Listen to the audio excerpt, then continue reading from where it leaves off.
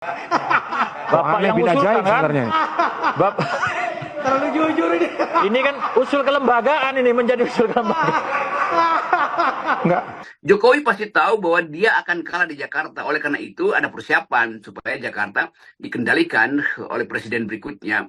Yang wakil presidennya adalah anaknya tuh. Supaya 2029 nanti tidak ada pesaing bagi Gibran misalnya. Jadi cara berpikir buruk ini dengan mudah kita duga. Assalamualaikum warahmatullahi wabarakatuh. Kembali lagi di channel Prayoga Muhammad. Gimana kabar kalian semua? Semoga baik-baik saja ya dan dilancarkan segala rezekinya. Ya teman-teman semua, baru-baru ini ada video viral saat rapat DPR dan mereka ngakak terbahak-bahak saking lucunya dengan pertanyaan ini. Dimana ketika itu sedang membahas RUU tentang DKI ya, yang dimana presiden bisa menunjuk gubernur DKI. Wah, tentu hal ini banyak protes dari banyak kalangan ya, baik itu dari masyarakat, politisi, dan juga dari pemerintahan sendiri. Tentu hal ini tidak baik untuk demokrasi kita.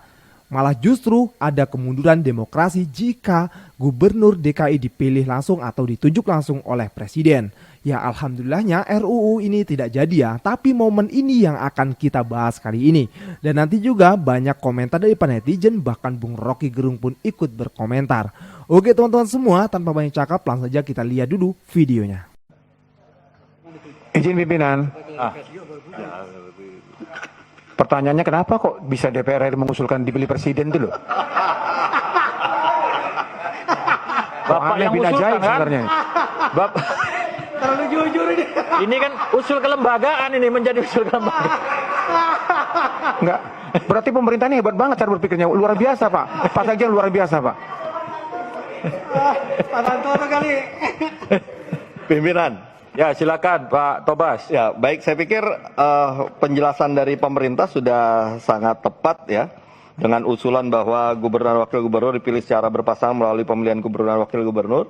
Ya ini juga kita kan sudah memberikan hak itu selama bertahun-tahun kepada warga DKI Jakarta. Kemudian hanya karena berubah jadi daerah khusus Jakarta, lantas hak itu menjadi dicabut, kan jadi tidak tepat. Ya oleh karena itu menurut saya kita bisa setujui dan sepakati usulan dari pemerintah agar tetap pemilihan gubernur dan wakil gubernur dipilih secara langsung oleh rakyat. Ya mantap sekali ya, pemilihan gubernur dan wakil gubernur dipilih langsung oleh rakyat. Ini sebenarnya akal bulus siapa sih? Kita tahu sendirilah ya, apalagi calon yang akan menjadi gubernur DKI itu siapa. Jelas diketawain DPR dong. Satu ruangan DPR ngakak loh, sampai ada yang ngakak banget tuh ya. Lucu banget pokoknya, konyol ini. Oke teman-teman semua, lalu bagaimana tanggapan dari para netizen? Ini dia videonya. Jadi gini ya, ada sebuah negeri yang bernama Wakanda. Di dalam negeri Wakanda ini ada kota yang namanya Konoha. Dulu dia ini statusnya ibu kota. Tapi sekarang karena ibu kotanya dipindah, status kota Konoha jadi nggak jelas. Terus mau nggak mau ya bikin undang-undang baru untuk kota Konoha ini. Sampai di sini udah paham ya? Nah, ide yang pertama dari Presiden Wakanda, dia mau milih sendiri gubernur kota Konohanya. Kayaknya sih tuh biar bisa langsung nunjuk anaknya buat jadi gubernur Konoha. Nah, nggak lama langsung pada heboh dengan banyak penolakan di mana-mana. Terus Presiden Wakandanya ini ngide yang kedua. Dia nyoba pakai tangan parlemen, pakai bawa-bawa nama parlemen untuk ngasih pilihan 2 nama dari orang-orang rekomendasi dia sendiri. Habis itu dia minta tolong ke parlemen untuk pilihin 1 nama tandingannya yang udah pasti kalah kalau ngelawan orang pilihannya. Ternyata cara yang kedua ini ketahuan sama seorang profesor. Komplainlah dia. Terus disambut oleh masyarakat yang juga ikutan komplain. Pokoknya gubernur kota Konoha harus dipilih melalui proses pilkada. Ya sudah, karena udah ketahuan lagi, dia nyuruh anak buahnya untuk kasih statement ke publik biar nggak melebar. Nah, karena ide yang pertama dan kedua itu gagal, dia ngeluarin keputusan. Ya sudahlah, gubernur Konoha biar dipilih rakyat aja. Tapi dia harus berada di bawah wewenangnya wakil presiden. Kalau kayak gini mah sama aja gubernur kota Konoha nggak boleh orang yang ada di luar circle-nya dia. Tapi kan idenya kalau Konoha mau dipegang sama wakil presiden itu bukan idenya Presiden Wakanda. Lah, Yang ngusulin kan menterinya Presiden Wakanda. Emangnya lu pikir menterinya itu jalan atas arahan dari mana? Kalau bukan dari arahan presidennya Wakanda. Masih ingat gak tuh? Katanya Presiden Wakanda waktu ngelantik para menteri-menterinya. Tidak ada visi menteri. Tidak ada misi dari menteri. Yang ada hanyalah visi misi dari Presiden Wakanda. Jadi, kalau menterinya ngeluarin ide itu, ya itu asalnya dari Presiden Wakanda. Ya, kira-kira begitulah kelakuan Presiden Wakanda supaya anak cucu, cicit, cecet, cocotnya bisa kebagian jabatan di negeri Wakanda. Itu parah gak sih kayak begitu? Jadi, yuk kita sama-sama ngebantu rakyat Konoha untuk menolak RUU yang bertentangan dengan demokrasi di negeri Wakanda. Oke? Apa lo? Ya, kita setuju sekali ya Bang ya. Kalau ada konten kreator atau orang-orang yang memang tahu dengan politik Indonesia ini dan mau bersuara, oke, kita dukung teman-teman semua. Yang pasti ini untuk kepentingan banyak orang dan juga untuk kebaikan Indonesia ya. Lalu bagaimana tanggapan dari Bung Rocky Gerung? Kita lihat dulu videonya. Jakarta itu mewakili kelas menengah yang paham bahwa rejim Jokowi ini rejim pengkhianat. Kelas menengah yang mengerti bahwa rejim Jokowi ini potensial untuk dikriminalkan kalau dia jatuh nanti. Jadi itu kecemasan dari Jokowi. Dan itu pasti udah disurvei. Jokowi pasti tahu bahwa dia akan kalah di Jakarta. Oleh karena itu ada persiapan supaya Jakarta dikendalikan oleh presiden berikutnya. Yang wakil presidennya adalah anaknya tuh. Supaya 2029 nanti tidak ada pesaing bagi Gibran misalnya. Jadi cara berpikir buruk ini dengan mudah kita duga. Dan itu yang sebetulnya yang kita sebut sebagai authoritarian personality. Jadi setiap malam Jokowi memikirkan, sama seperti cerita Raja di Yunani dalam mitologi Raja Procrustes namanya itu. Yang setiap malam dia undang satu warganya untuk tidur di ranjang emasnya. Kalau si tubuh si rakyat itu lebih panjang dari ranjangnya, digergaji kakinya. Kalau lebih pendek, ditarik sehingga putus lututnya kan. Jadi Jokowi berlaku seperti itu. Seolah-olah orang baik, tetapi dia pakai ukurannya dia sendiri, bukan ukuran rakyat. Itu intinya yang mau kita katakan bahwa Jokowi mempraktekkan semacam kemunafikan dalam politik itu. Dan itu dia sembunyikan melalui seolah-olah dia Raja Procrustes yang baik hati, mengundang warga negara untuk tidur di ranjangnya, tapi malam-malam diintip. Kalau lebih panjang, maka digergaji kakinya. Kalau lebih pendek, ditarik lututnya. Itu kan siksaan dari seorang yang seolah-olah baik. Ya itu ya teman-teman semua, komentar dari Bung Rocky Gerung. Ya kita tahu sendirilah mastermind di belakang ini semua siapa ya kan. Dan ini juga ada komentar dari para netizen ya. Langsung saja kita lihat videonya. Ternyata 31,3% setuju Gubernur Jakarta ditunjuk langsung oleh Presiden. Terungkap dari survei Litbang Kompas pada Selasa 12 Maret 2024. Alasannya macam-macam. Sebanyak 32,4% responden bilang penunjukan gubernur langsung oleh Presiden akan mempermudah pembangunan Jakarta karena didukung pemerintahan pusat. Sementara 19,6% lainnya bilang masyarakat tidak akan terbelah karena pilkada kalau gubernurnya ditunjuk langsung oleh kepala negara. Walaupun aturan ini masih sebatas draft dalam RUU DKJ dan masih berpotensi untuk diubah, apa ya kira-kira implikasinya kalau beneran terwujud? Implikasinya Jakarta menjadi perpanjangan kekuasaan pemerintah pusat dan tidak mampunya Jakarta menjadi ruang alternatif untuk orang menjadi oposisi pemerintahan pusat. Eits, walaupun ada banyak yang setuju, yang nggak setuju ternyata lebih banyak lagi, ada 61,6%.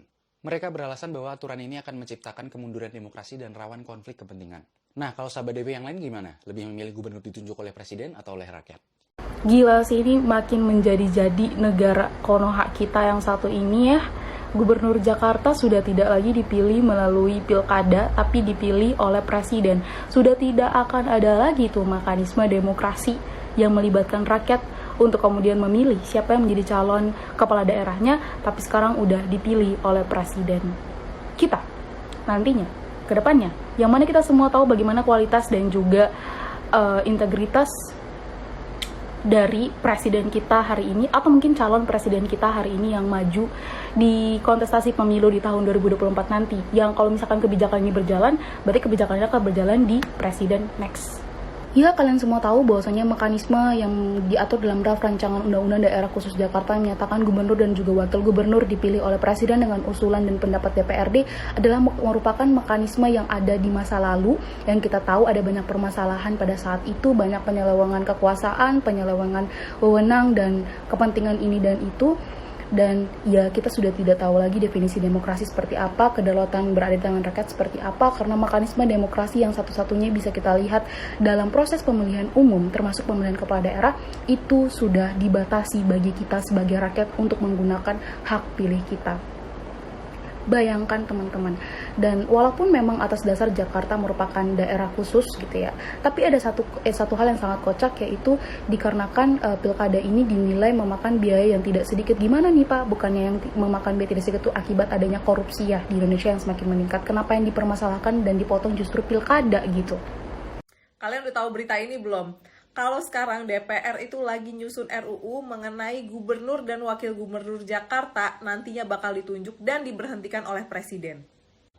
Jadi gubernur dan wakil gubernur Jakarta nantinya gak ada pemilihan umum kayak kemarin yang waktu Pak Anies, terus Foke kayak gitu tuh gak ada lagi. Jadi nanti langsung ditunjuk oleh presiden dengan usul dari DPRD. Gue gak ngerti pertimbangannya kenapa diubah gitu. Gue udah gak ngerti lagi sih sama semua ini. Dan kenapa diubah sistemnya. Ya padahal emang kemarin kenapa? Kan langsung dipilih oleh rakyat. Kalau ditunjuk dan dipilih langsung oleh rakyat ya kan harusnya dia tunduknya sama rakyat.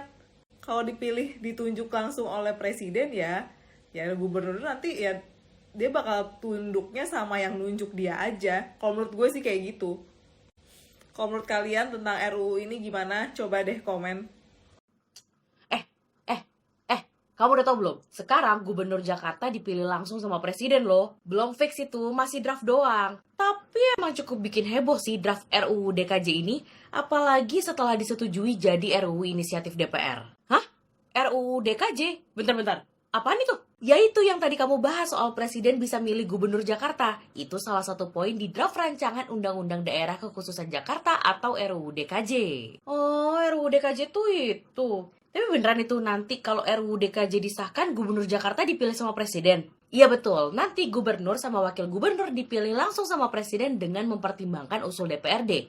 Dan nanti wali kota sama bupati bakal ditunjuk sama gubernur. Nah bentar, kalau gubernur, wali kota, sama bupati udah ada yang milih, berarti nggak ada pilkada dong? Warga Jakarta nggak bakal milih lagi. Betul sekali kawan, karena ada penunjukan langsung gubernur oleh presiden dan wali kota atau bupati oleh gubernur, ya pilkada nggak bakal berlaku lagi. Ya? Warga Jakarta terima jadi dong. Udah langsung ada tuh gubernur, wali kota, atau bupatinya. Iya, dan sebenarnya nggak cuma itu aja sih poin yang bikin Jakarta berubah kalau RUU DKJ ini disahkan. Ada lagi yang lain. Aku aja masih shock loh sama gubernur dipilih sama presiden. Iya, ada nih beberapa. Kayak nanti Jakarta bakal punya ibu kota dan warga Jakarta harus ganti KTP. Ganti KTP? Kan masih Jakarta. Iya, emang masih Jakarta, tapi kan bukan daerah khusus ibu kota alias DKI lagi. Berubah jadi DKJ alias daerah khusus Jakarta. Jadi ya pasti nanti warga Jakarta harus ganti KTP. Oh gitu, masih RUU aja udah bikin heboh. Gimana kalau disahkan ya? Jelas tanpa repot.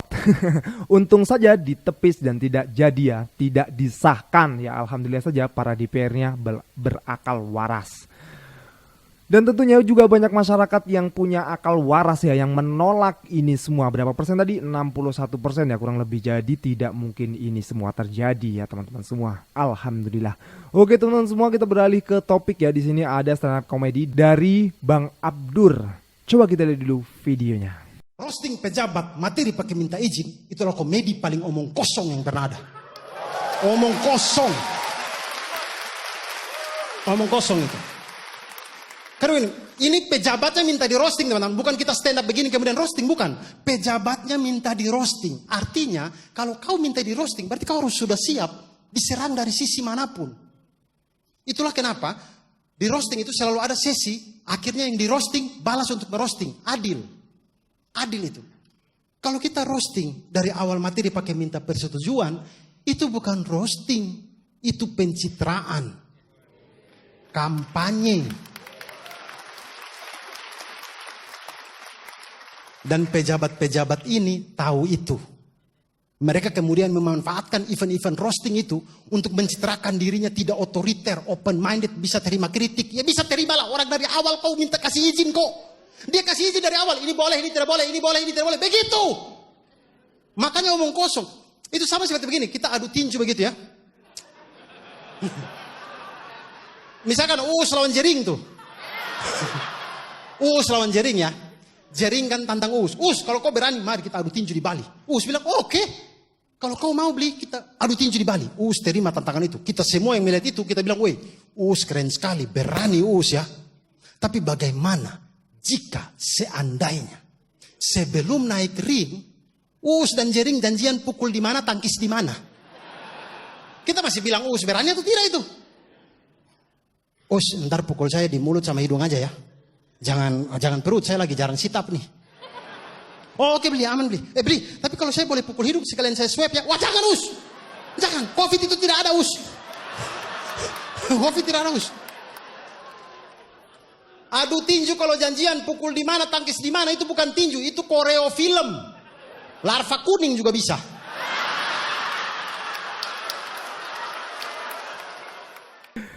Beda dengan Pak Anies ya, justru Pak Anies malah minta di roasting tanpa ada kesepakatan dulu sebelumnya. Jadi memang benar-benar apa adanya tuh di roasting. Karena kenapa Pak Anies berani? Karena beliau tahu akan ada jawabannya dari semua itu. Ya itulah bedanya pemerintah yang memang benar-benar mengabdi untuk rakyat dengan pemerintah yang niatnya pengen korupsi. Ini oknum ya teman-teman semua. Oke teman-teman semua, gue rasa cukup ya. Jangan lupa untuk berikan komentar dan kritikan kalian di bawah ini. Jangan lupa juga untuk like, subscribe channel ini. Sekian dari gue, Prayoga Muhammad. Wassalamualaikum warahmatullahi wabarakatuh.